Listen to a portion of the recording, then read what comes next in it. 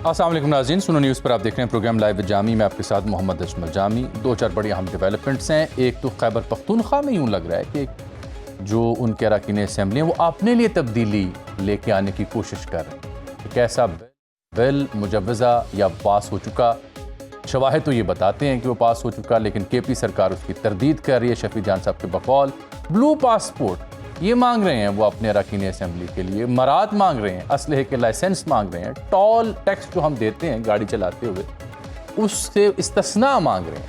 तो ये तो खान साहब की तब्दीली का जो दावा था उसके बरअक्स है। एडी बीन आउट ऑफ जेल तो ये सब होने देते। परवेज़ खटक साहब के दौर में भी ऐसी एक वारदात हुई थी, तब उन्हें रोका गया था।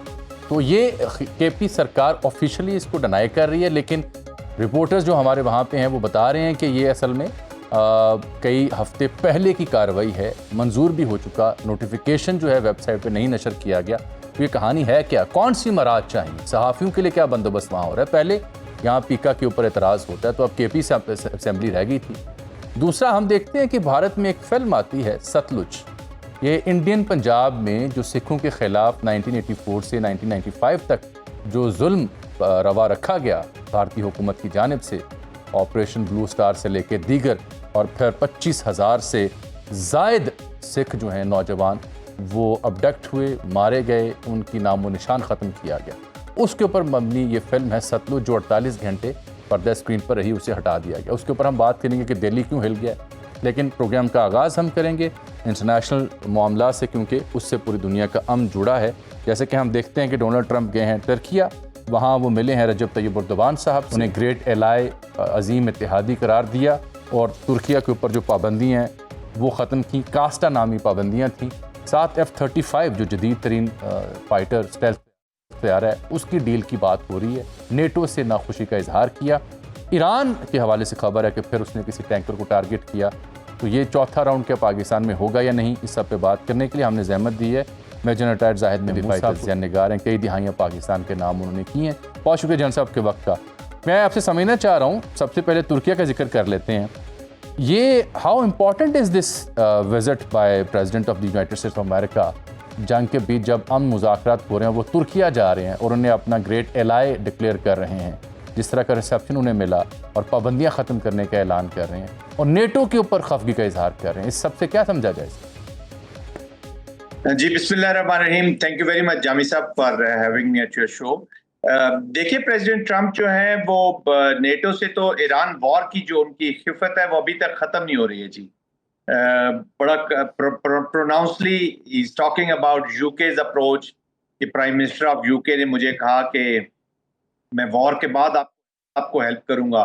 इटली का उन्होंने जिक्र किया, जर्मनी का किया, और कभी दबे लफ्जों में इजहार कर दिया। तो he is not happy actually. देखिए जी, 860 बिलियन डॉलर जो है वो तो अमेरिकन शेयर 52% तकरीबन अमेरिकन शेयर है, और 48% rest of the countries of the NATO plus Canada का शेयर है। तो प्रेसिडेंट ट्रंप उनको बार बार ये जिक्र करते रहे कि हम ज्यादा आपका बर्डन नहीं उठा सकते। And they were of the view, president Trump was of the view के अमेरिका तो हेल्प करता रहता है नेटो कंट्रीज को, लेकिन नेटोज ने हेल्प नहीं की। लेकिन अदर जो कंट्रीज है नेटोज, वो कहते हैं जी हमने आपके साथ अफगानिस्तान में भी लड़ा, बाकी जंगें भी आपकी लड़ी, वो हमारी जंगें तो नहीं की। तो फर्स्ट टाइम ईरान की वॉर से उन्होंने अपने आप को अलग रखा। बट ओवरऑल जामी साहब, दिस इज ऑल पॉलिटिक्स मेरी नजर में। वेपनाइज अभी देखिए ना, वहां पे मिलिट्री कॉम्प्लेक्सेस समझे कि एस्टेब्लिश हो रहे हैं, मिलिट्री फोरम एस्टेब्लिश होकर बातचीत कर रहा है, जो कि ज्यादा मिलिटराइजेशन की तरफ रीजन को भी ले जाएगा, और वेपन सेल्स और ये चीजें भी बढ़ेंगी। अपनी स्ट्रेटेजिक ऑटोनॉमी भी हासिल करना चाहते हैं, बट ओवरऑल एक एनहांसमेंट हो रही है उनके बजट्स में। और पहले रशिया को एक थ्रेट के तौर पर लिया गया। अब प्रेसिडेंट ट्रंप जो है वो जो अपने अमेरिका को थ्रेट कह लें, या अमेरिका जो वॉर लड़ना चाहता है, या जो इजराइल की जो वॉर है उनके लिए भी, या अमेरिकन पॉलिटिकल परसूट्स के लिए भी नेटो को यूज करना चाहते हैं। नेटो उसके खिलाफ समझ ले फॉर मैनी रीजंस। अभी देखिए, सीरिया में आज फ्रांस गया हुआ है। मिडिल ईस्ट के अंदर यूरोपियन कंट्रीज बाकियों का भी इंटरेस्ट अलग करके, not towing the American lines, वो इंटरेस्ट शो कर रहे हैं। मेरे ख्याल में स्ट्रेटेजिक इकोनॉमी की तरफ थोड़ा सा जाना चाहते हैं। But overall I think important visit है। गो के प्रेसिडेंट ट्रंप ने तो बिल्कुल ओपनली कह दिया कि I have only come for president Rajab Erdogan, he is a brave leader. इसका मतलब है कि वो तुर्किया के साथ अपने जो बायलैटरल रिलेशनशिप है उसको मेन फोकस रखेंगे। I am sure we are going to hear interesting debates inside ये जो नेटो की डिस्कशंस होनी है। इंटरेस्टिंग फिनोमिना होगा। एक कंटेस्टेशन छोटी सी जरूर मौजूद है, but I don't think so कि इतना लार्ज कोई डिफरेंसेस इनके दरमियान आएंगे। अमेरिका, एक चीज याद रखिएगा, मेरा कंक्लूजन ये है, नेटो को कभी भी नहीं छोड़ेंगे जी। He will not go out of NATO. जो लोग लेकिन जन साहब ये पूरी जंग के दौरान हमने देखा जिस तरह से वो नेटो पर बरहम हो बुरा भला कहते रहे, कई ममालिक के हेड ऑफ स्टेट्स को पर्सनली नाम लेके उनको बुरा भला कहते रहे, रेडिक्यूल करते रहे। और अब भी कह रहे हैं कि मुझे सख्त मायूस हुई मुझे, और अमेरिका का जितनी फंडिंग नेटो में थी और तुर्किया का जो किरदार था, आप कह रहे हैं कि नहीं, आपको नहीं लगता वो छोड़ेंगे? इसका मतलब है नेटो अपनी जगह कायम रहेगी? जी बिल्कुल कायम रहेगी। लोगों की बड़ी अप्रीहेंशंस है कि प्रेसिडेंट ट्रम्प नेटो से निकल जाएंगे। अमेरिका ने अकेले एप्लीकेशन करके देख ली ना। अभी ईरान की वॉर से भी तो कुछ कंक्लूजन्स निकालेगा। नेटो का जब पूरा वेट, अभी देखिए अफगानिस्तान की जो डिप्लॉयमेंट थी जामी साहब, this was NATO's deployment, and they were very challenging sectors also with in Afghanistan, जहां पे जर्मन ट्रूप्स डिप्लॉयड थे, बाकी मिलिट्रीज भी डिप्लॉयड थी। फिर यही स्पोर्ट जो मिलिट्री ग्राउंड्स में होती है, इसी को लेके वो पॉलिटिकल स्पोर्ट में कन्वर्ट करते हैं, and they dominate the United nation, general assembly, security council, वहां पे भी उसको लेके जाते हैं। तो कलेक्टिव ऑब्जेक्टिव्स हासिल करते हैं, अपने पॉलिटिकल ऑब्जेक्टिव्स। जब से अमेरिका ने यूरोप के अंदर या वेस्ट की वॉर्स को छेड़ने की कोशिश की, ग्रीनलैंड वगैरह को, उसे अप्रीहेंशन जरूर हुई। बट प्रोबेबली मैं समझता हूँ कि मे बी एक स्मॉल लिटिल पॉज हो सकता है ड्यूरिंग द ट्रम्प प्रेसिडेंस। लेकिन पूरी दुनिया भी इंतजार कर रही है कि पोस्ट ट्रम्प अमेरिका एक नई करवट लेगा या एक नया रास्ता इख्तियार करेगा। Probably that will be again on the old canned, वो पुराना जो उनका रोड था उसी के ऊपर जाएंगे। That's why I don't think so कि without NATO, America also needs NATO, और इतने जल्दी वो निकलेगा नहीं। नेटो के बगैर अमेरिका जो है वो अकेले अपनी बहुत सारी पॉलिसीज को परसू नहीं कर सकता। तुर्किया एक अहम रुकन है सर नेटो का, और जितना वो अपना ग्रेट एलाय करार दे रहे हैं ट्रम्प साहब, और F-35 की बात भी कर रहे हैं, आपको लगता है कि F-35 जैसा जदीद तैयारा अमेरिका देने को तैयार हो जाएगा तुर्किया को? डील तो पहले हो चुकी थी तकरीबन, बाद में फिर उसमें प्रॉब्लम आना शुरू हुई। देखिए अमेरिका की जो भी डील्स होती है उनके साथ कोई ना कोई स्ट्रिंग अटैच रहता ही है जी। बट हैविंग सेड दैट, वो पूरा खुश करने की कोशिश करेंगे प्रेसिडेंट उर्दगान को, ताकि he gets a best deal. वो खुद प्रोनाउंसली अपने आप को कहते हैं कि मैं I am a deal maker, और वो मेरे ख्याल में पॉलिटिक्स को भी और इंटरनेशनल पॉलिटिक्स को भी थोड़ा सा बिजनेस डोमेन में देख ले। दैट्स व्हाई आप देखते हैं कि उनके एनवॉयज देख लें, उनके अभी बिजनेस पार्टनर्स देख लें, वो ज्यादातर इस अमेरिकन पॉलिटिक्स में, और खास तौर पे they are associated with the defence industries, defence deals के दरमियान। इवन अब तो डिप्लोमेसी में भी उनके फ्रेंड्स जो हैं वो आ गए। अभी विटकॉफ वगैरह देखे ना, इनका एक्सपीरियंस तो नहीं है डिप्लोमेसी का, दे आर नॉट डिप्लोमेट। सिवाय मार्को रूबियो के मेरे ख्याल में सारी उनकी अपनी टीम थी जो ज्यादातर बिजनेस पॉइंट ऑफ व्यू से, जब फलस्तीन का मामला आया, आपको याद होगा, गजा का मामला है, तो वो रिवेरा की शुरू की बातें आपको याद होगी, और वो भी from business point of view था। It has nothing to do with the humanity या एक पॉलिटिकल एंगल्स बहुत कम होते थे उसमें भी। फिर स्लोली एंड ग्रेजुअली उन्होंने अपने स्टांसेस को थोड़ा सा लोअर किया। तो दिस इज प्रोनाउंसली ये उनकी पॉलिसीज के अंदर जो बिजनेसेस हैं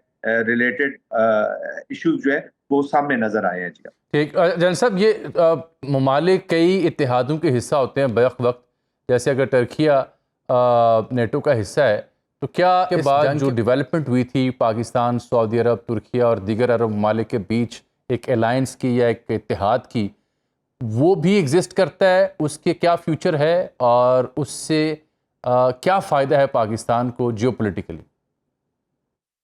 देखिए पाकिस्तान को तो ये फायदा है कि एक आप रेलेवेंट रहते हैं once you are part of some partnership.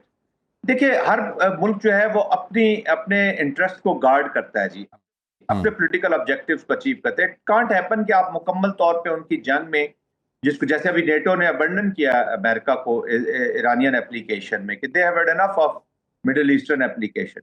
लेकिन यहाँ पे ये होता है कि आप रेलेवेंट रहते हैं, आप कैपेसिटी बिल्ड करते हैं एक दूसरे की। टर्की जो है अभी जैसे अजरबैजान के साथ वो वॉर में काफी उन्होंने सपोर्ट की, लेकिन अपना असला भी बहुत बेचा।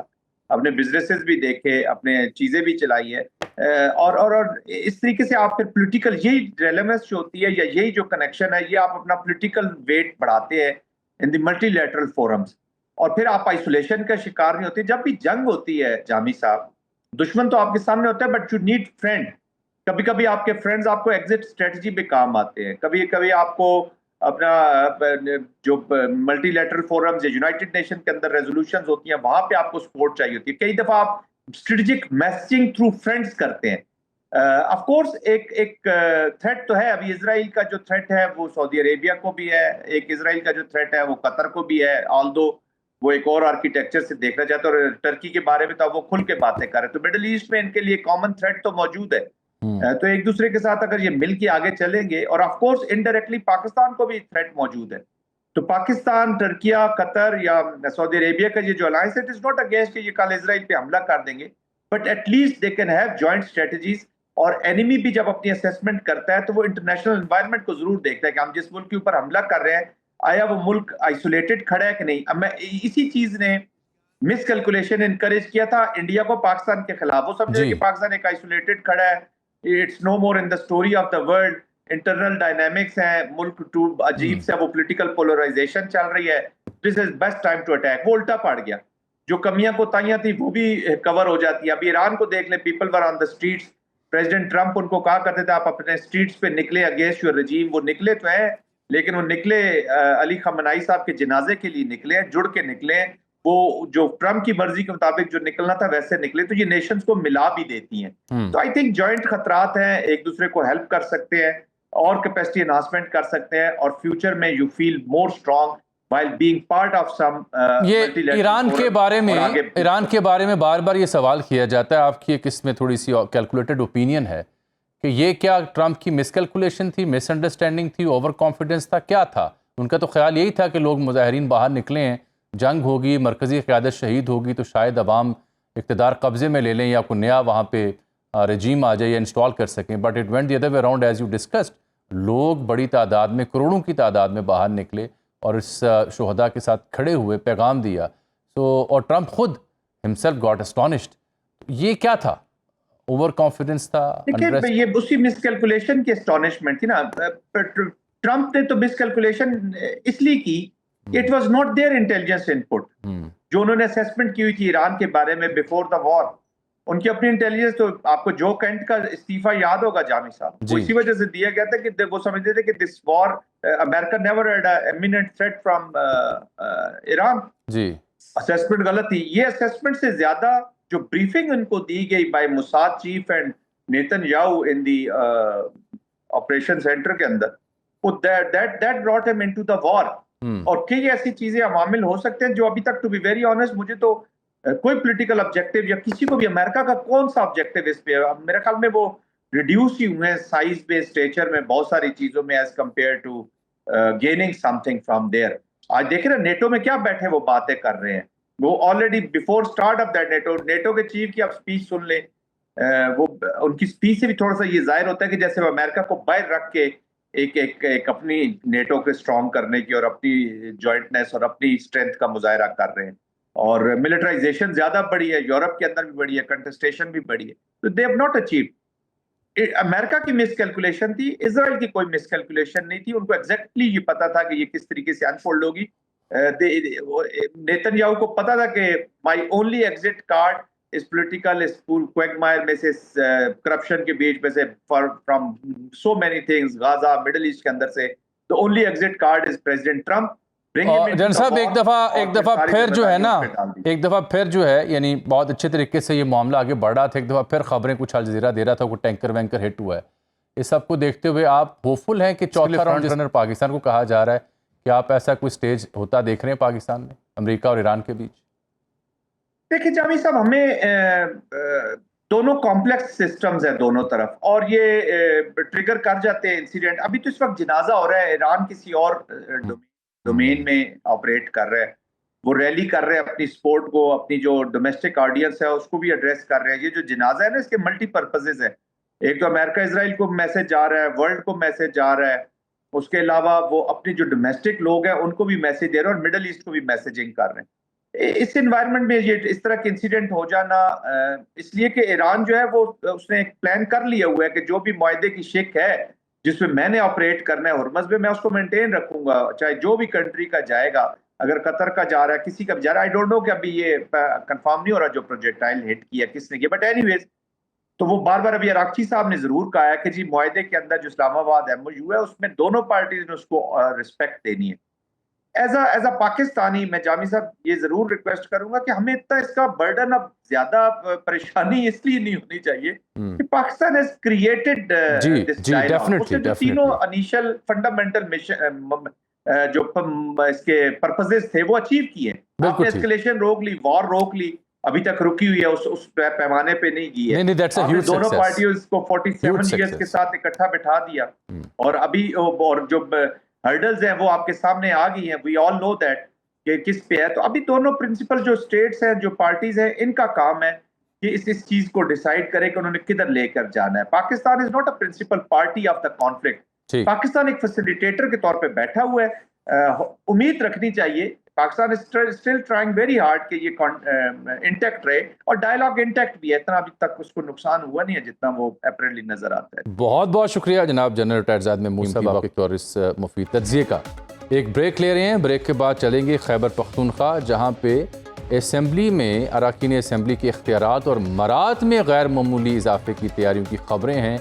ये क्या बारीक वारदात है, तरदीद क्यों हो रही है, दस्तावेज़ात क्या बताती हैं। एक ब्रेक के बाद प्रोग्राम में एक बार फिर से आपको खुशामदीद कहते हैं। मैंने KP असम्बली का जिक्र किया था, इख्तियारात और मरात में गैर मामूली इजाफे की तैयारी हैं, जिसमें रुकने असम्बली, उसके अहल खाना के लिए ब्लू पासपोर्ट है लाइफ टाइम, असलहा का जो लाइसेंस है वो 8 तक कर दिया गया है, टोल टैक्स से इस्तिस्ना की बातें हैं, तमाम क्लब्स जो सरकारी रिहाइश का हैं वहाँ पे रिहाइश और दीगर फैसिलिटीज़ VIP लॉन्जेस वगैरह, उसका जिक्र है। अब इसमें मसला क्या हुआ? मसला ये हो रहा है कि शफी जान साहब इसकी तरदीद कर रहे हैं। वो कहते हैं जी किसी किस्म के ब्लू पासपोर्ट के लिए कोई कानून साजी नहीं की गई। KP सरकार के दीगर ज़िम्मेदार भी इसकी तरदीद करते हैं। मेरी जो ताज़ा फाइंडिंग्स हैं उसके मुताबिक KP असम्बली मरात के लिए नया कानून उन्होंने नहीं बनाया। 1988 का एक्ट था इस सिलसिले में प्रिविलेज के लिए, उसको नया नाम दिया है। मिसाल के तौर पर इसका नाम था the KP provincial assembly power immunities and privileges act 1988।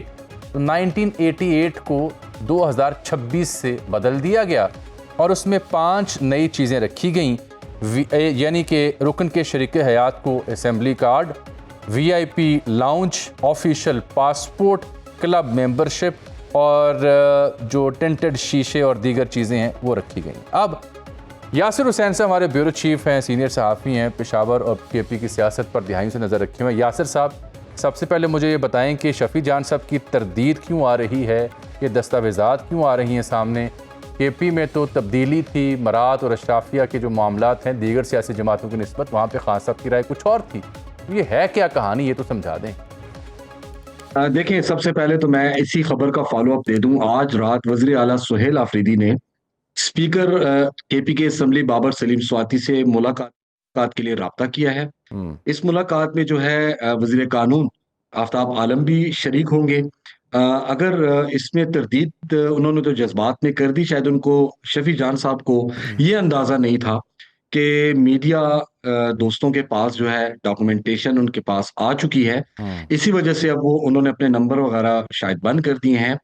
कहने का मकसद ये है कि इस बिल को जो पेश किया गया, ये 30 अप्रैल की रात, यानी उस दिन जो सेशन जारी था, जो मेरे पास मजीद इतलात आई हैं, तो वो सेशन इसी वजह से देर से शुरू भी किया गया और तकरीबन रात 11:30 बजे ये सेशन खत्म किया गया। इतलात के मुताबिक जो है मीडिया के नुमाइंदे जो है ना, अमूमन आपको ही पता है जामी कि ज्यादा 9-10 बजे के बाद वो समझ जाते हैं ये सेशन जो है जी कानून साजी नहीं होने वाली, उसको एजेंडे में भी शामिल नहीं किया गया। ठीक। जब उन्होंने देखा कि मीडिया के नुमाइंदे ना होने के बराबर हैं, यानी जो मीडिया की एक लॉबी है वहां पर मीडिया के नुमाइंदे ना होने के बराबर हैं, मैं ज्यादा डिटेल में नहीं जाऊंगा, ना होने के बराबर की हद तक की मैं बात करूंगा। अच्छा। तो उन्होंने फौरी तौर पर इस बिल को पेश किया और उसकी वीडियो भी आ चुकी है, उसकी वीडियो भी मंजर आम पर है और ये वीडियो हमने आईटी डिपार्टमेंट से इंतहाई मुश्किल से निकलवाई है, क्योंकि इलेक्ट्रॉनिक मीडिया के नुमाइंदे उस वक्त तक चले गए थे। 2 से 3 हमारे न्यूज़पेपर्स के दोस्त मौजूद थे। इसी वजह से ये जो बिल्स हैं पेश किए गए। 3 बिल्स थे और इन बिल में तफसीलात आपने अपने इंट्रो में भी शेयर कर दी और ये बिल लागू भी हो चुके हैं। इसमें आप देखें, सबसे बड़ी बात, जो जस्टिस ऑफ पीस का इख्तियार है वो हासिल कर लिया गया है। जब बिल अप्रूव हुआ तो कानून का हिस्सा बन जाता है। इसी तरह जो असम्बली के इख्तियारात, इस्तेहकाक और मराद से मुतलिक जो नया कानूनी मुसविदा था वो वफाक को अरसाल करने का फैसला किया गया है। अभी फैसला किया गया है, कुछ डॉक्यूमेंटेशन तो हमें वफाक से ही मिली हैं, केपी असम्बली से तो नहीं मिली। तो ऑफिशियल तरीके से शायद ना भेजा गया हो। होमवर्क के लिए बाकायदा फेडरल महकमों को भेजा गया है, जिसमें वजारत दाखिला का भी कहा जा रहा है और नेशनल हाईवे अथॉरिटी का भी कहा जा रहा है। और इसी तरह एमपीएस को जो है, हाईवे अथॉरिटी के लिए क्यों कहा जा रहा है कि टोल टैक्स से इस्तिस्ना चाहिए अरकान असेंबली को? जी बिल्कुल, जी अच्छा, बिल्कुल। अच्छा। और मेरी इत्तलात के मुताबिक वो ये है कि उनको जवाब अभी वर्बली दिया गया है, डॉक्यूमेंट का हिस्सा नहीं बनाया गया। जो मुझे भी डिटेल फेडरल से मिल रही हैं वो ये है कि जो केपीके की हदूद में जो मोटरवेज आ रही हैं, जो उन्होंने, जैसे कि स्वात हजारा एक्सप्रेस वे है, वहां पर वो लागू खुद कर सकते हैं। लेकिन जो motorway M1, M2, M3, M4 ये हैं, इसके लिए बकायदा जो है एनएचए जो है इस पर बातचीत करेगी। ये उनको वर्बली मैं बात इसलिए कर रहा हूं क्योंकि मेरे पास उसका अभी तक डॉक्यूमेंट नहीं आया। इसके अलावा जो है, देखिए आप कानूनी जो हिरासत में लेने के हवाले से इन्होंने जो तरमीम की है वो हैरानकुन है, वो आपने भी पढ़ी होंगी। इसी तरह जो ब्लू पासपोर्ट्स की बात की जा रही है और ज्यादातर केपी हुकूमत को यही शिकवा है कि ब्लू पासपोर्ट्स जारी करना और जो उनमें उनकी बेगमात हैं या जो खातून मेंबरान हैं उनके हस्बैंड्स जो हैं उनको भी जारी किए जाने की बात की जा रही है। देखिए जामी, अगर आपको याद हो तो इस सेनेट इंतखाबात के बाद जो है मखसूस नशिस्तों का मामला बहुत ज्यादा चलता रहा और फिर जब यहाँ पर केपी में तकरीबन 20 खवातीन जो है मखसूस नशिस्तों के जरिए आई, जो कि तहरीक इंसाफी की थी, लेकिन वो इलेक्शन कमीशन की वजह से वो अपोजिशन को मिल गई। तो अब वो खवातीन भी जो हैं उनको भी मराद दिए जा रहे हैं। ये तमाम चीजें जो हैं बिल्स का हिस्सा हैं। मैं तो इस बात पर हैरान हूं कि शफी जान साहब ने इसकी तरदीद कैसे कर दी। अच्छा। और वो भी मीडिया के सामने उन्होंने तरदीद की है। इसी तरह सर्किट हाउसेस, रेस्ट हाउसेस, डाक बंगलों में मुफ्त कयाम, अच्छा। सरकारी इदारों, जेलों, अस्पतालों, स्कूलों और तरक्याती मंसूबों के मुआयनों का इख्तियार देने की भी जो है तजवीज दी गई है। ये वफाक को तजवीज दी जा रही है ठीक। और यहाँ पर बिल का हिस्सा भी बना लिया अच्छा, गया मैं है। ये वाजे कर दूं कि ये बात अपनी जगह दुरुस्त है कि जो पासपोर्ट वाला मामला है, ये ब्लू पासपोर्ट सरकारी सेनेटर्स, एमएनएस, जजेस, आला अफसरान और अवार्ड विनिंग जो एक्सपोर्टर्स या बिजनेसमैन उनको दिया जाता है, वीज़ा फ्री या फिर वीज़ा ऑन अराइवल 50 से ज़्यादा ममालिक में, इमिग्रेशन में आसानी हो जाती है जी। और ब्लू वो ताहयात नहीं जी, है। काफ़ी ज़्यादा उनकी सहूलियत है, ताहयात वो नहीं। लेकिन ये ज़ाहिर सी बात है, ये एक विफाक का सब्जेक्ट है पासपोर्ट एक्ट के तहत, लेकिन ये तजवीज़ कर सकती है असेंबली। मैं समझना ये चाह रहा हूँ आपसे यासिर साहब के इमरान खान साहब का जो नारा है ही वो अगर जेल से बाहर होते तो क्या ये सब कुछ होता? मेरा ख्याल है माजी में भी शायद कहीं एक कोशिश हुई थी जो उन्होंने रुकवा दी थी। बिल्कुल, आपकी बात बिल्कुल ठीक है। 2014 में ये कोशिश की गई थी और जब रातों रात बानी तहरीक इंसाफ के नोटिस में लाया गया तो सबसे पहले उस वक्त के स्पीकर असद कैसर को झाड़ पिलाई गई और फिर अगले दिन ही खुसूसी सेशन तलब करके, क्योंकि उस वक्त कौमी वतन पार्टी भी तहरीक इंसाफ के साथ थी, अवामी जमहूरी इत्तेहाद भी, जमात इस्लामी भी और आजाद अरकान का जो एक ग्रुप था इसरारुल्लाह गंडापुर मरहूम की सरबराही में, तो वो इस बात पर आमादा हुए थे और इस बिल को वापस किया गया था। उसके बाद भी जो अपोजिशन रुकन थी निगत और अगजई, उनकी जानिब से भी ये अटेम्प्ट किया गया था असेंबली में और लेकिन उस वक्त भी ये कोशिश जो है ये मंतकी अंजाम तक नहीं पहुंच सकी थी। लेकिन इस बार तो कोई पूछने वाला नहीं है यकीनन। बानी तहरीक साहब जेल में हैं, 8 माह से उनसे मुलाकातें भी नहीं हो रही, अब पूछने वाला भी कोई नहीं। अब बात करें मरकजी की आदत पूछे उनसे। अच्छा यासिर, लेट्स से अगर अवामी दबाव आता है, अगर अवामी दबाव आता है तो ये इसकी तरदीद होगी या दोबारा असेंबली से रजू करना होगा? देखिए, इस हवाले से अब जो आज रात मुलाकात होने जा रही है, जो मेरे सोर्स ने कंफर्म की है, सोहेल आफरीदी ने देख लिया है कि इस हवाले से मीडिया पर काफ़ी चीज़ें जो चल रही हैं, बिलखुसूस सोशल मीडिया पर, तो यकीनन इनको तनकीद का निशाना बनाया जा रहा है। अब देखिए, अपोजिशन चुप खामोश बैठी नहीं, हुई है अपोजिशन तो खुद और इसमें बराबर अपोजिशन की इस शरीक है, तमाम वारदात में बराबर की शरीक है, इस तमाम बिल्कुल वारदात सही। में शरीक अब है। ये देखना और होगा आपको कि आप केपी सरकार कैसे इससे निमटती है, क्योंकि मेरी इत्तला ये जो मैंने आपको दे दी है कि दर हकीकत ये जो 1988 साजी थी प्रिविलेजेस की, मराद की, उसमें 1988 के बजाय 2026 का इजाफा करके 5 नई चीज़ें डाली गई हैं, इसलिए वो तरदीद करें कि कोई नई शय नहीं आई। ये है टेक्निकल रीज़न जो अभी इस तरह से डिस्कस नहीं हो रही। बट यासिर ने चूँकि एविडेंस और उस दिन की कानून साजी, रात के जो कुछ हुआ, और मेरी इत्तला ये भी है कि फिर गवर्नर की मंजूरी के लिए चीज़ें जाती हैं, तो वहाँ भी जा चुका है गवर्नर साहब, शायद इसीलिए वो भी तरदीद ना कर सकें। यासिर, बहुत शुक्रिया आपका। फिल्म एक ऐसी जिसने भारत में दिल्ली को हिला के रख दिया, मोदी को हिला के रख दिया, 48 घंटे नुमाइश के लिए आई, सतलुज। इसके साथ क्या हुआ, एक ब्रेक के बाद प्रोग्राम में एक बार फिर से आपको खुशामदीद कहते हैं। एक ऐसी फिल्म जिसकी उम्र सिर्फ 48 घंटे साबित हुई, लेकिन इस फिल्म ने 48 घंटों में ही पूरे भारत में थरथली मचा दी, हलचल मच गई। मोदी सरकार इससे हिलकर रह गई, दिल्ली तक इसके झटके जाके लगे, और फिल्म साज हो या फिल्म के लीड रोल हों, उनके ऊपर पर्चे कटवाने की धमकियां दी जाने लगी। पूरा भारतीय मीडिया इस फिल्म का चर्चा कर रहा है। फिल्म का नाम है सतलुज। कभी इसका नाम था पंजाब 95, बड़ा सिंबॉलिक नाम था, क्योंकि जसवंत सिंह खालड़ा जी, जो कि भारतीय पंजाब में जो हमारे सिख बहन भाई हैं, सिख बरादरी है, उनके साथ जो सलूक रवा रखा गया ऑपरेशन ब्लू स्टार से पहले और बाद में इंदिरा गांधी जी के दौर में, नरसिम्हा राव के दौर तक जो 5-6 वज़ीर आज़म आए, उस बीच में भारत में पुलिस ने, CBI ने, सेंटर की सरकार ने सिखों की तहरीक को कुचलने के लिए जो मजालिम बर्पा किए, जो क्रूल्टी की, जिसमें 25,000 से ज़ायद नौजवान जो थे, बच्चे जो थे सिख, उनको लापता किया गया, टॉर्चर किया गया, उनको जाँ भाग किया गया, और फिर उनकी जो आखिरी रसूमात थी वो इस अंदाज में की गई कि किसी को कुछ कानो कान खबर ना हो सकी। तो जसवंत सिंह खालड़ा जी, जिनका ताल्लुक अमृतसर से था, उन्होंने, वो पहले बैंक मैनेजर थे, उसके बाद वो इंसानी हुकूक के लंबरदार बने। उन्होंने इस चीज़ को डॉक्यूमेंट करना शुरू किया, दस्तावेज़ात इकट्ठी करनी शुरू की, और फिर वो इस कॉज के लिए लड़े, national commission for human rights तक, भारतीय सुप्रीम कोर्ट तक, और पटियाला की जो हाई कोर्ट है वहाँ तक वो पहुँचे, और उन्होंने इस केस को कंटेस्ट किया। बाद में 95 में एक दिन जब वो कबीर पार्क, उनका जो इलाका जहां वो रहते थे, वहां पे अपनी गाड़ी धो रहे थे, तो पुलिस एहलकार 6 से ज़ायद आके उन्हें ले गए, टॉर्चर किया। हरेकी के करीब जो सतलज के ऊपर नहर वाक़या है, वहां बैराज के ऊपर उनकी लाश मिली। तो ये फिल्म उन मजालिम के बारे में है, ये फिल्म जसवंत जी की जो बायोपिक है उस हवाले से है।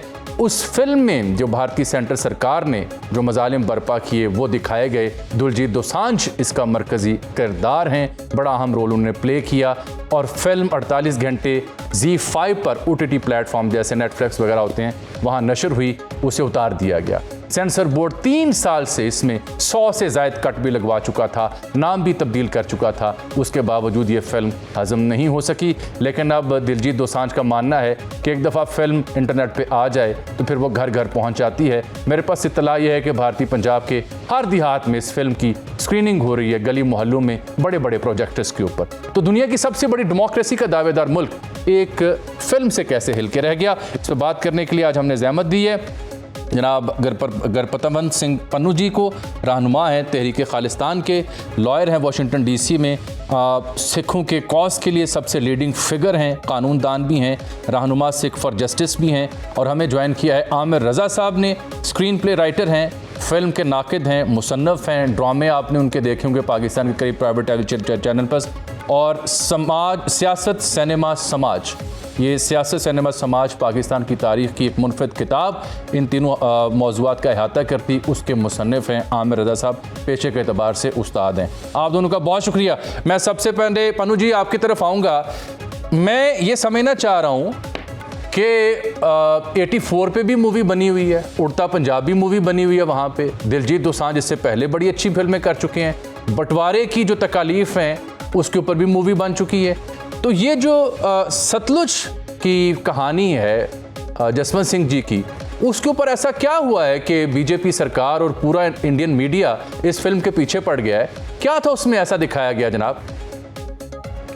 ਸਭ ਤੋਂ ਪਹਿਲਾਂ ਅਜਮਲ ਭਾਈ ਤੁਹਾਨੂੰ ਤੇ ਪਾਕਿਸਤਾਨ ਦੇ ਪੂਰੇ ਆਵਾਮ ਸਰਕਾਰ ਤੇ ਫੌਜ ਨੂੰ ਵਾਹਿਗੁਰੂ ਜੀ ਕਾ ਖਾਲਸਾ ਵਾਹਿਗੁਰੂ ਜੀ ਕੀ ਫਤਿਹ।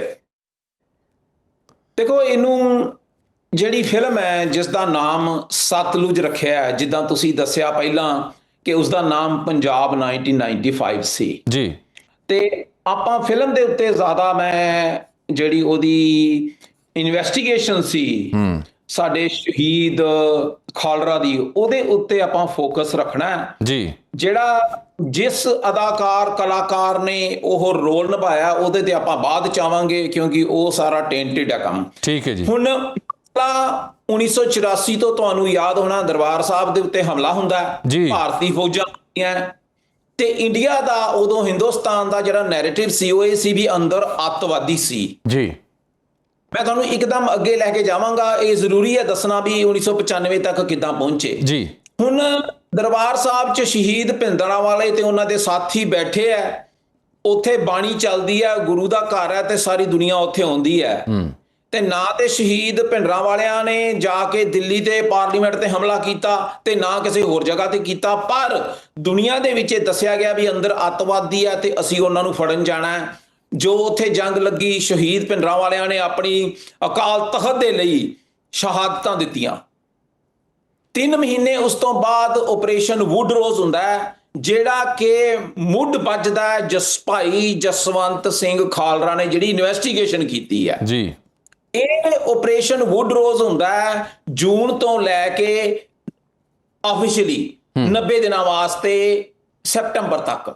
ਉਹਦੇ ਚ ਹਜ਼ਾਰਾਂ ਦੀ ਤਾਦਾਦ ਚ ਪੰਜਾਬ ਦਾ ਨੌਜਵਾਨ, ਸਪੈਸ਼ਲੀ ਅੰਮ੍ਰਿਤਸਰ, ਗੁਰਦਾਸਪੁਰ ਤੇ ਫਿਰੋਜ਼ਪੁਰ ਦਾ, ਜਿਹੜਾ ਕਿ ਅੰਮ੍ਰਿਤਧਾਰੀ ਸੀ, 14 ਤੋਂ 40 ਸਾਲ ਦਾ, ਫੜਦੇ ਆ, ਉਹਨਾਂ ਨੂੰ ਤਸੀਹੇ ਦਿੱਤੇ ਜਾਂਦੇ ਆ, ਉਹਨਾਂ ਨੂੰ ਅੱਤਵਾਦੀ ਕਹਿ ਕੇ ਜਾਂ ਤਾਂ ਮਾਰ ਮੁਕਾਇਆ ਜਾਂਦਾ ਜਾਂ ਕਹਿੰਦੇ ਜੀ ਉਹ ਭੱਜ ਗਏ ਸਾਡੇ ਕੋਲੋਂ। ਉਸ ਤੋਂ ਬਾਅਦ ਜਿਹੜਾ 84 ਤੋਂ ਇੱਕ ਦੌਰ ਹੈ। ਪੰਨੂ ਜੀ, ਮੈਂ ਇੱਕ ਗੱਲ ਪੁੱਛਣਾ ਚਾਹ ਰਿਹਾ ਤੁਹਾਡੇ ਕੋਲੋਂ ਕਿ ਇਹ ਗੱਲ ਠੀਕ ਹੈਗੀ ਬਈ ਉਸ ਦੌਰ 'ਚ 14 ਤੋਂ 40 ਵਰਿਆਂ ਦੇ ਜਵਾਨਾਂ ਨੂੰ ਚੁੱਕਿਆ ਗਿਆ ਤੇ ਪੁਲਿਸ ਨੂੰ ਇਹ ਰਾਈਟਸ ਦੇ ਦਿੱਤੇ ਸੀ ਕਿ ਉਹ ਕਿਸੇ ਨੂੰ ਵੀ ਸਸਪੈਕਟ ਜਾਣ ਕੇ ਚੱਕ ਸਕਦੇ ਆ, ਅਬਡਕਟ ਕਰ ਸਕਦੇ ਆ?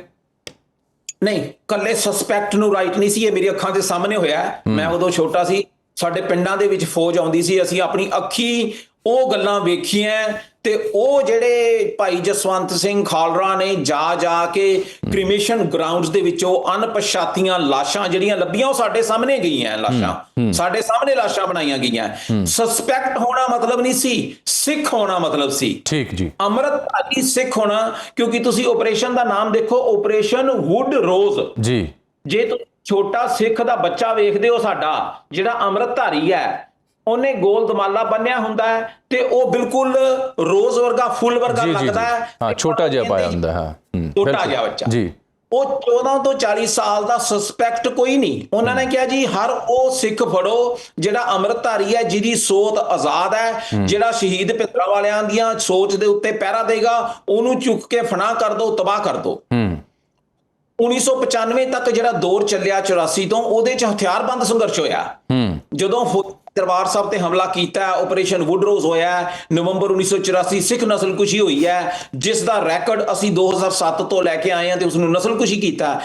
ਉਸ ਵਕਤ ਸਿੱਖ ਦੇ ਕੋਲ ਜਿਹੜਾ ਨੌਜਵਾਨ ਸੀ, ਕੋਈ ਵੀ ਹੱਲ ਨਹੀਂ ਸੀ ਰਹਿ ਗਿਆ। ਜੇ ਉਹਨੇ ਆਪਣਾ ਜਿਹੜਾ ਧਰਮ ਬਚਾਉਣਾ ਹੈ, ਜੇ ਉਹਨੇ ਆਪਣਾ ਘਰ ਬਚਾਉਣਾ, ਜੇ ਉਹਨੇ ਆਪਣੀ ਜਾਨ ਬਚਾਉਣੀ ਹੈ, ਤੇ ਉਹਨੂੰ ਹਥਿਆਰ ਹੋ ਕੇ ਜਾਨ ਬਚਾਣੀ ਪੈਣੀ ਸੀ। ਹਿੰਦੁਸਤਾਨ ਦਾ ਹੁਕਮ ਆਇਆ ਕਿ ਜਿਹੜਾ ਵੀ ਸਿੱਖ ਆਪਣੀ ਹਿਫਾਜ਼ਤ ਕਰਦਾ ਹੈ, ਆਪਣੇ ਪੰਜਾਬ ਦੇ ਲਈ ਲੜਦਾ ਹੈ, ਉਹਨੂੰ ਫੜੋ ਤੇ ਉਹਨੂੰ ਮਾਰ ਮੁਕਾਓ। ਇਹ ਆਫੀਸ਼ੀਅਲ ਅਨਆਫੀਸ਼ੀਅਲ ਹੁਕਮ ਸੀ। ਬਿਲਕੁਲ ਠੀਕ ਹੈਗਾ, ਬਿਲਕੁਲ ਠੀਕ। ਇਹੀ ਮੈਂ ਇਹਦੇ ਤੇ ਮਜ਼ੀਦ ਵੀ ਤੁਹਾਡੇ ਨਾਲ ਚਰਚਾ ਕਰਾਂਗਾ ਜੀ। ਪੰਨੂ ਜੀ ਮੇਰੇ ਨਾਲ ਹੀ ਰਹੋ, ਸਾਡੇ ਨਾਲ ਆਮਰ ਰਜ਼ਾ ਜੀ ਜੁੜੇ ਹੋਏ ਨੇ, ਉਹਨਾਂ ਨਾਲ ਗੱਲ ਕਰ ਲੈਂਦੇ ਆ। ਪਾਕਿਸਤਾਨ ਦੇ ਜਿੰਨੇ ਮੰਨੇ ਤਰਮੰਨੇ ਰਾਈਟਰ ਹਾਂ और ऑथर भी नहीं, उन्होंने मैं गल कर ला। आमिर साहब, आप ड्रामा भी लिखते रहे, स्क्रीन प्ले भी लिखते रहे, फिल्म के नाकिद भी हैं, सियासत, सिनेमा, समाज, किताब के मुसन्नफ़ भी हैं, और ये जो फिल्म सतलुज जिसका मैं जिक्र कर रहा हूँ, पन्नू जी जिसका बैकग्राउंड समझा रहे हैं, इस फिल्म में ऐसा क्या था जो बीजेपी लेड गवर्नमेंट इसे सेंसर कर रही है, या इसे 2 दिन बाद ही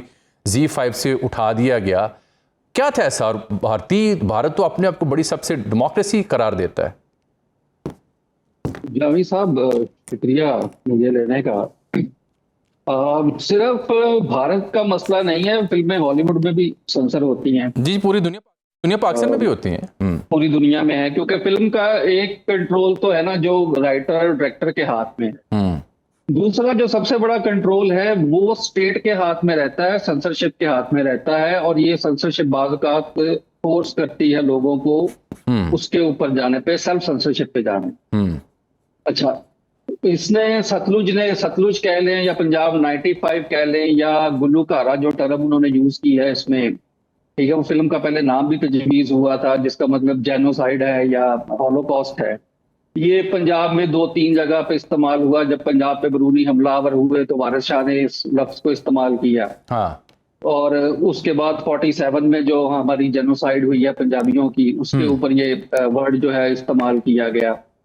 तो फिल्म का एक पॉलिटिकल मैसेज अपनी जगह पर मौजूद है, और वो मैसेज है कि रियासती जबर जो है वो किस तरह से लोगों की मरने के बाद भी आइडेंटिटी छीनकर उनको जो है वो खत्म कर रहा है, और जबर के जरिए एक तहरीक जो है वो दबाई जा रही है। और वो जबर इतना गहरा है, वो ये नहीं देख रहा कि 14 साल का बच्चा है, ये खातून है, ये बूढ़ा है, या ये अभी बिल्कुल नौखेज जवान है। बिल्कुल ठीक। वो उनको ब्रूटली जो है क्रश करने पे उतरी हुई है। और फिल्म जो है उसने मेलोड्रामिक जो सिचुएशंस हैं वो कहीं भी नहीं की। ठीक। बहुत हद तक अगर ऐसी फिल्मों के अंदर इंसाफ कर जाना या स्टोरी के साथ जुड़े रहना, या उसको एक आप कह लें कि सिनेमैटिक आर्ट के अंदर ढालना बड़ा मुश्किल काम जो है वो बन जाता है। इस तरह की मोस्टली फिल्में अगर आप देखें हॉलीवुड में, तो आपको हॉलोकॉस्ट के ऊपर इस तरह की फिल्में जो है वो नजर आती हैं। बिल्कुल आती हैं। और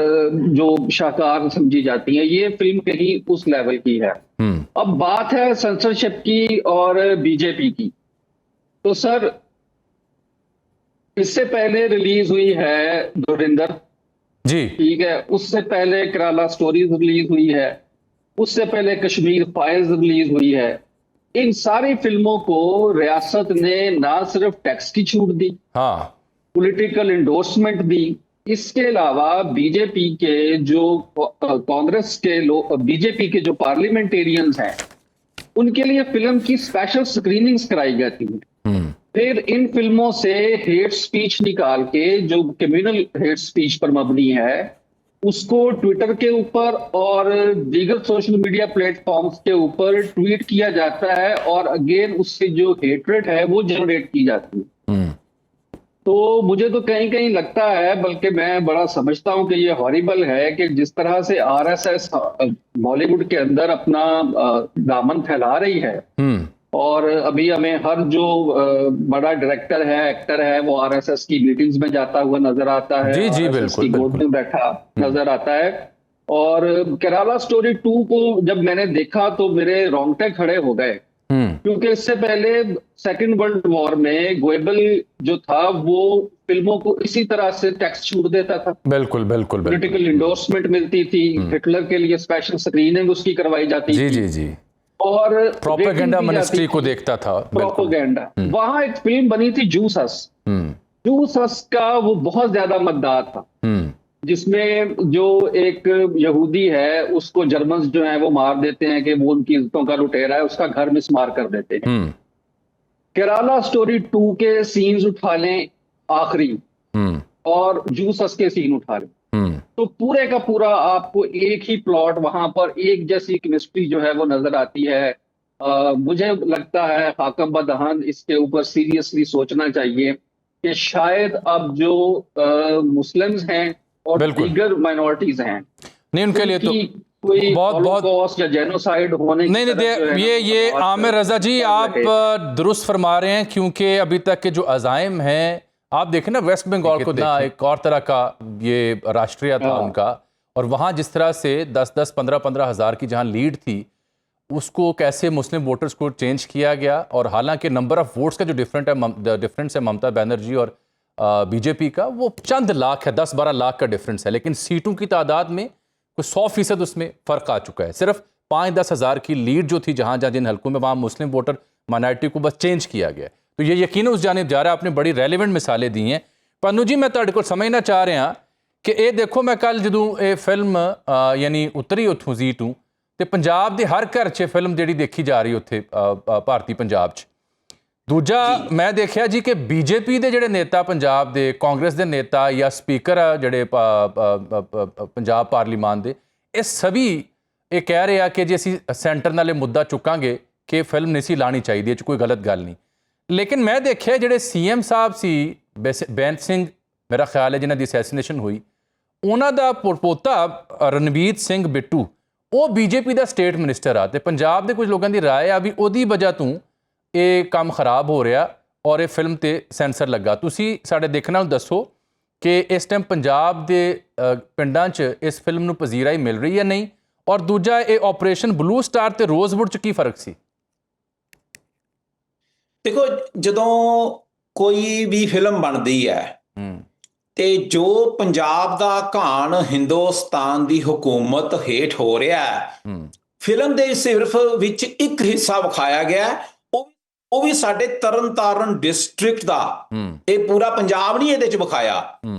ਭਾਈ ਜਸਵੰਤ ਸਿੰਘ ਖਾਲੜਾ ਨੇ ਸਿਰਫ ਇੱਕ ਪੁਲਿਸ ਡਿਸਟ੍ਰਿਕਟ ਬਣਾਇਆ ਸੀ ਤਰਨਤਾਰਨ, ਉਦੋਂ ਫੁੱਲ ਡਿਸਟ੍ਰਿਕਟ ਨਹੀਂ ਸੀ, ਕਿਉਂਕਿ ਉਹ ਪੁਲਿਸ ਦੀ ਛਾਉਣੀ ਸੀ ਉੱਥੇ। ਘੱਟੋ ਘੱਟ ਤਰਨਤਾਰਨ ਦੇ ਵਿੱਚ 1 ਲੱਖ ਫੌਜ ਜਿਹੜੀ ਉਹ ਤਰਨਤਾਰਨ ਪੁਲਿਸ ਡਿਸਟ੍ਰਿਕਟ ਦੇ ਵਿੱਚ ਸੀ ਉਹਨਾਂ ਸਮਿਆਂ ਦੇ ਵਿੱਚ। ਇਹ ਤੁਹਾਨੂੰ ਮੈਂ ਆਪਣੀ ਅੱਖੀ ਗੱਲਾਂ ਦੇਖੀਆਂ ਦੱਸਦਾ। ਉੱਥੋਂ ਉਹਨਾਂ ਨੇ ਜਿਹੜੀਆਂ ਜੁਝਾਰੂ ਸਿੰਘ ਜਿਹਨੂੰ ਅਸੀਂ ਕਹਿੰਦੇ ਆ, ਜਿਨ੍ਹਾਂ ਨੇ ਹਥਿਆਰਬੰਦ ਸੰਘਰਸ਼ ਲੜਿਆ ਜਾਂ ਜਿਹੜੇ ਉਹਨਾਂ ਦੇ ਹਾਮੀ ਸੀ, ਉਹਨਾਂ ਨੂੰ ਚੁੱਕ ਕੇ, ਔਰ ਗੱਲ ਮੇਨ ਦੱਸਣ ਵਾਲੀ ਹੈ, ਸਭ ਤੋਂ ਵੱਡਾ ਜੁਝਾਰੂ ਭਾਈ ਪਰਮਜੀਤ ਸਿੰਘ ਪੰਜਵੜ ਤੇ ਸ਼ਹੀਦ ਭਾਈ ਗੁਰਬਚਨ ਸਿੰਘ ਮਾਨੋਚਾਲ, ਉਹਨਾਂ ਦੇ ਪਰਿਵਾਰਾਂ ਦੇ 30 ਫੈਮਿਲੀ ਮੈਂਬਰਸ ਇਨਕਲੂਡਿੰਗ ਉਹਨਾਂ ਦੇ ਮਾਂ ਪਿਓ ਜਿਹੜੇ ਹੈ, ਉਹ ਉਹਨਾਂ ਨੇ ਫੜੇ, ਤਸੀਹੇ ਦਿੱਤੇ ਤੇ ਉਹਨਾਂ ਹੀ ਸ਼ਮਸ਼ਾਨ ਘਾਟਾਂ 'ਚ ਅਣਪਛਾਤੀਆਂ ਲਾਸ਼ਾਂ ਕਰਕੇ ਜਿਹੜੇ ਆ ਉਹ ਉਹਨਾਂ ਦਾ ਸੰਸਕਾਰ ਕਰ ਦਿੱਤਾ, ਹੂਕ ਦਿੱਤੇ ਗਏ। ਜਿਹੜੀ ਇਹ ਫਿਲਮ ਹੈ, ਇਹ ਸਿਰਫ ਇੱਕ ਹਿੱਸਾ ਹੈ ਜੋ ਪੰਜਾਬ ਦੇ ਨਾਲ ਹੋਇਆ, ਤੇ ਜਿਹੜਾ ਪੰਜਾਬ ਦਾ ਆਵਾਮ ਹੈ ਜਿਸ ਦੇ ਨਾਲ ਇਹ ਹੋਇਆ, ਉਸ ਨੂੰ ਇਹ ਰਿਮਾਈਂਡਰ ਹੈ ਕਿ ਹਿੰਦੁਸਤਾਨ ਦੇ ਵਿੱਚ ਪੰਜਾਬ ਜਿਹੜਾ ਕਬਜ਼ੇ ਹੇਠ ਹੈ, ਸਿੱਖ ਜਿਹੜਾ ਹੈ ਉਹ ਆਪਣੀ ਆਜ਼ਾਦੀ ਚਾਹੁੰਦਾ, ਤੇ ਆਜ਼ਾਦੀ ਦੀ ਜਿਹੜੀ ਮੁਹਿੰਮ ਹੈ ਉਹ ਫਿਲਮ ਤੁਹਾਨੂੰ ਰਿਮਾਈਂਡ ਕਰਾਉਂਦੀ ਹੈ ਕਿ ਜੀ ਤੁਸੀਂ ਇੱਥੇ ਮਾਰੇ ਗਏ ਸੀ, ਤੁਹਾਡੇ ਤੇ ਟਾਰਚਰ ਕਿਵੇਂ ਹੋਇਆ, ਐਕਸਟਰਾ ਜੁਡੀਸ਼ੀਅਲ ਕਿਲਿੰਗਸ ਕੀ ਹੋਈਆਂ। ਪਰ ਜਿਹੜੀ ਤੁਸੀਂ ਫਿਲਮ ਨੂੰ ਜੇ ਤੁਸੀਂ ਓਵਰਆਲ ਦੇਖੋਗੇ ਤਾਂ ਉਸ ਦੇ ਵਿੱਚ ਇੱਕ ਬਹੁਤ ਵੱਡੀ ਕਮੀ ਹੈ, ਜਿਹੜੀ ਕਿ ਉਹ ਜਿਵੇਂ ਆਪਣੇ ਭਾਈ ਸਾਹਿਬ ਦੱਸ ਰਹੇ ਆ ਕਿ ਸਰਕਾਰ ਜਿਹੜੀ ਪਿੱਛੇ ਹੈ ਉਹ ਨੈਰੇਟਿਵ ਚੇਂਜ ਕਰਦੀ ਪਈ ਹੈ। ਫਿਲਮ 'ਚ ਦਿਖਾਇਆ ਗਿਆ ਜੀ ਪੰਜਾਬ ਪੁਲਿਸ ਇੱਕ ਪਗੜੀਧਾਰੀ ਦਾ ਸਿੱਖ ਸੀ, ਜਿਹੜੇ ਪੁਲਿਸ ਅਫਸਰ ਉਹ ਆਪਣੇ ਬਿਹਾਫ ਦੇ ਉੱਤੇ ਸਾਰਾ ਕੁਝ ਕਰਦੇ ਪਏ ਸੀ। ਦੇ ਬਿਕੇਮ ਅ ਰੋਗ ਪੁਲਿਸ ਆਫੀਸਰਸ, ਉਹਨਾਂ ਦਾ ਆਪਣਾ ਮਕਸਦ ਸੀ। ਬਿਲਕੁਲ ਝੂਠ ਦਿਖਾਇਆ ਗਿਆ, ਸ਼ਰੇਆਮ ਝੂਠ ਦਿਖਾਇਆ ਗਿਆ। ਔਰ ਇਹ ਤੁਸੀਂ ਕਹਿ ਰਹੇ ਹੋ ਕਿ ਇਹ ਜਿਹੜੀ ਯਾਨੀ ਹੋਈ ਹੈ ਐਕਸ਼ਨ, ਇਹ ਗਲਤ ਹੈ ਜਿਹੜਾ ਫਿਲਮ 'ਚ ਦਿਖਾਇਆ ਗਿਆ। ਦੂਸਰਾ ਇਹ ਦੱਸੋ ਕਿ ਇਹ ਵੀ ਗੱਲ ਕਿਆ ਠੀਕ ਹੈ ਕਿ 2000 ਤੋਂ ਬਹੁਤੇ ਜਿਹੜੇ ਪੁਲਿਸ ਵਾਲੇ ਸੀ ਸਿੱਖ, ਉਹਨਾਂ ਨੇ ਉਸ ਦੌਰ 'ਚ ਸੈਂਟਰ ਦੇ ਆਰਡਰ ਮੰਨਣ ਤੋਂ ਇਨਕਾਰ ਕੀਤਾ ਸੀ ਤੇ ਉਹਨਾਂ ਨੂੰ ਵੀ ਫਿਰ ਬਾਅਦ 'ਚੋਂ ਅਬਡਕਟ ਕੀਤਾ ਗਿਆ? ਦੇਖੋ, ਇਨਕਾਰ ਕਰਨਾ ਹੁੰਦਾ ਕਿ ਸਰਕਾਰ ਦੇ ਹੁਕਮ ਸੀਗੇ ਕਿ ਜਿਹੜਾ ਤੁਸੀਂ ਫੜੋਗੇ, ਕਿਉਂਕਿ ਇੱਕ ਪੂਰੀ ਪੀੜ੍ਹੀ ਜਿਹੜੀ ਹੈ ਸਿੱਖਾਂ ਦੀ ਪੂਰੀ ਨਸਲਕੁਸ਼ੀ ਹੋਈ ਹੈ, ਇੱਕ ਪੂਰੀ ਪੀੜ੍ਹੀ ਜਿਹੜੀ ਆ ਉਹ ਖਤਮ ਕੀਤੀ ਜਾਂਦੀ ਹੈ ਜਦੋਂ ਤੁਸੀਂ ਕੋਈ ਆਜ਼ਾਦੀ ਦੀ ਮੁਹਿੰਮ ਰੋਕਣੀ ਹੈ।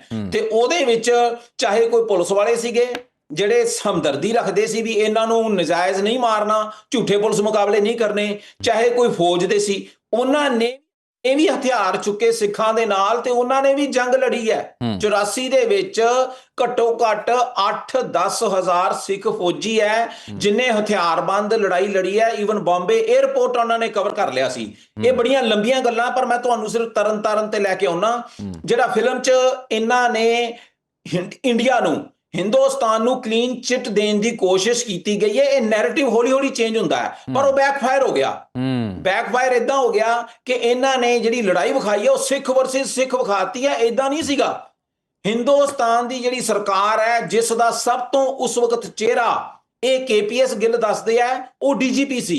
ਸਭ ਤੋਂ ਵੱਡਾ ਚਿਹਰਾ OP ਸ਼ਰਮਾ ਇੱਕ ਪੰਡਤ ਸੀ, ਜਨਸੰਘੀ ਸੀ, ਜਿਹੜਾ ਕਿ ਗਰਾਊਂਡ ਦੇ ਉੱਤੇ ਆਪਰੇਸ਼ਨਸ ਰਨ ਕਰਦਾ ਸੀ। ਜਿਹੜਾ DGP KPS ਗਿੱਲ ਹੈ ਉਹ ਡਾਇਰੈਕਟਰ ਜਨਰਲ ਸੀ, ਪਰ ਜਿਹੜੀ ਗਰਾਊਂਡ ਆਪਰੇਸ਼ਨਸ ਜਿਹਦੇ ਕੰਟਰੋਲ ਦੇ ਵਿੱਚ ਸੀ, ਬੰਦੇ ਕਿੱਥੋਂ ਚੁੱਕਣੇ ਆ, ਕਿੱਦੇ ਮਾਰਨੇ ਆ, ਕਿਹੜੇ ਆਰਡਰ ਕਰਨੇ ਆ, ਉਹ OP ਸ਼ਰਮਾ ਸੀ। ਉਹ ਪੂਰੀ ਫਿਲਮ ਦੇ ਵਿੱਚੋਂ ਦੀ ਗਾਇਬ ਹੈ। बिल्कुल ठीक। अच्छा पन्नू जी, मेरी बड़ी ख्वाहिश है कि लंबा चौड़ा प्रोग्राम करिए, लेकिन ज़ाहिर गल है समय विच आड़े आ गया। किसी होर वेले तुहाडे नाल एक डिटेल च सैशन करांगे। तुहाडा बहुत शुक्रिया, धन्यवाद, तुसीं आए गल कीती इस मुद्दे दे उत्ते। आमिर रज़ा साहब, तुहाडे नाल एक आखिरी गल करनी, मैं समझना चाह रहा हूँ आपसे कि ये तो वो बॉलीवुड था जहाँ पे स्क्रिप्ट राइटर मुसलमान थे, नगमा निगार मुसलमान थे, मौसीकार मुसलमान थे, तमाम जाने माने जो अदाकार हिदायतकार थे वो मुख्तलिफ जो औलिया के मज़ार थे वहाँ भी जाते थे, सिखों के मुक़द्दस मकामात पर भी जाते थे। लेकिन अब यकदम हम देख रहे हैं कि ये तमाम जो वहाँ पे हम आहंगी थी वो ख़त्म होके वो सेफरनाइज्ड हो चुके हैं और पीला रंग ओढ़ लिया उन्होंने, ज़ाफ़रानी रंग हर लिहाज से। वो फिल्म में भी दिखाई दे रहा है, वो उनकी पार्टीज़ में भी दिखाई दे रहा है। तो इसका मतलब है कि वो बॉलीवुड जो मुख्तलिफ़ कम्यूनिटीज़ का नुमाइंदा था वो अब सिर्फ़ हिंदुत्व का नुमाइंदा हो चुका है और उसी की तरवीज होगी आने वाले दिनों में। तो इसकी जो बड़ी वजह है वो ये है कि जिस बॉलीवुड की आप बात कर रहे हैं ना, उसमें बलराज साहनी थे, यश चोपड़ा थे, देवानंद थे, वो यहाँ से माइग्रेट होके गए थे।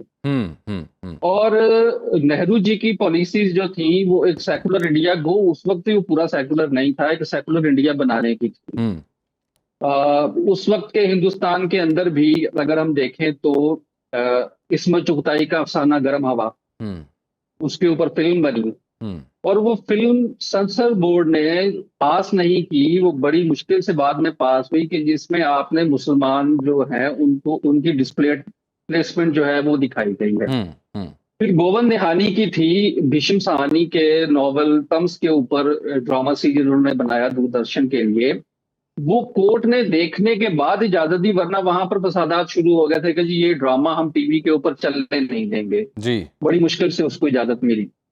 अब मसला ये है कि जो बॉलीवुड को अब लोग रन कर रहे हैं वो इंडियन है, वो हिंदुस्तानी नहीं है। हिंदुस्तान से मेरी मुराद अनडिवाइडेड इंडिया है। ठीक। यश चोपड़ा साहब यहाँ से गए थे, आप उनकी फिल्म धर्मपुत्र उठा के देख लें, जहां पर एक मुसलमान बच्चा इंतहा पसंद हिंदू बन जाता है और वो पार्टीशन के ऊपर अपनी ही फैमिली के मद्दे मुकाबले खड़ा हो जाता है। जब बाद में पता चलता है कि वो खुद मुसलमान है, वो कहता है कि मेरे पांव तले से जमीन निकल गई है। ये वो बॉलीवुड था और अब बॉलीवुड जो है वो कश्मीर फाइल पर आकर रुका हुआ है। बिल्कुल ठीक। दूसरी बात ये है कि सरदार जी जो कह रहे हैं वो बात ठीक है, उनकी फिल्म ने बहुत से सवाल छेड़े हैं। जो इंडियन लेफ्ट के लोग हैं पंजाब के, वो तो ये भी कह रहे हैं कि इस सारी मूवमेंट के अंदर जो ज्यादा नुकसान हुआ उस वक्त जो खेत के मजदूरों की एक तहरीक थी लैंडलॉर्ड्स के खिलाफ, वो भी इसके रगड़े में आई और पुलिस ने उनको भी बेदरेग असैसिनेट करके उस तहरीक को किला कमा करके कंसोलिडेट किया। अच्छा, अब अगर ये चलती है तो सर आप फिर कश्मीर की जो मिसिंग पर्सन्स हैं वहां आप उसका क्या करेंगे ना। अरुंधति रॉय का जो नॉवल है मिनिस्ट्री ऑफ अटमोस्ट हैप्पीनेस, जी जी जी जी, वहां से लाशें कैसे छीनी जाती हैं, जो कश्मीरी मारे जाते हैं इंडियन फोर्सेस के हाथों, उनको कैसे दफनाया जाता है, उनको कैसे बहाया जाता है, फिर तो उनके जवाबात भी आपको देने पड़ेंगे ना अगर आप उस फिल्म को चलाते हैं। बहुत बहुत शुक्रिया जनाब आमिर साहब के वक्त का, इस पे तफसीली बात होगी, बहुत अहम बयान किए।